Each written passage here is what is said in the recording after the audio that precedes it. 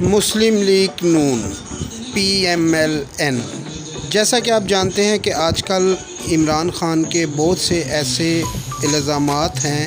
کہ میری حکومت ایک خط کے ذریعے اور امریکہ کی سازش کے ذریعے میری حکومت کو گرایا گیا، جبکہ یہ ساری باتیں جھوٹ ہیں۔ جیسا کہ عمران خان نے خود کہا کہ میں شکر کرتا ہوں اللہ تعالیٰ کا کہ ان لوگوں نے میرے خلاف عدم اعتماد کیا۔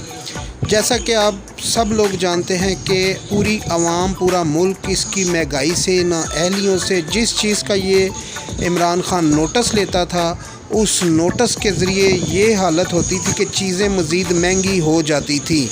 تو آج وقت یہ ہے کہ نون لیگ کی حکومت آئی اور عمران خان کی مرضی کے مطابق اس نے کہا کہ میں خوش ہوں کہ میرے خلاف یہ لوگ عدم اعتماد لے کر آئے،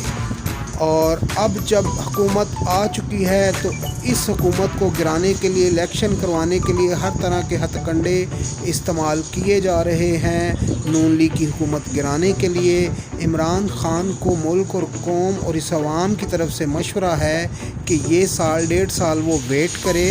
اور اس انتظار میں یہ دیکھے کہ نون لیگ ڈویلپ کر سکتی ہے کہ نہیں، کیونکہ نون لیگ جب بھی دور حکومت میں آئی ہے اس نے غریبوں اور ملک کے لیے بہتر ہی کیا ہے۔ تو عمران خان صاحب آپ کچھ دیر انتظار کیجئے، یہ ملک میں بہتری ہوگی۔ اور یہ جتنی بھی تصویریں آپ مریم اورنگزیب اور سردار نسیم، حنیف عباسی اور شہید خاقان عباسی صاحب اور شہزاد ستی صاحب اور یہ جتنے بھی ہمارے حنیف ایڈوکیٹ صاحب،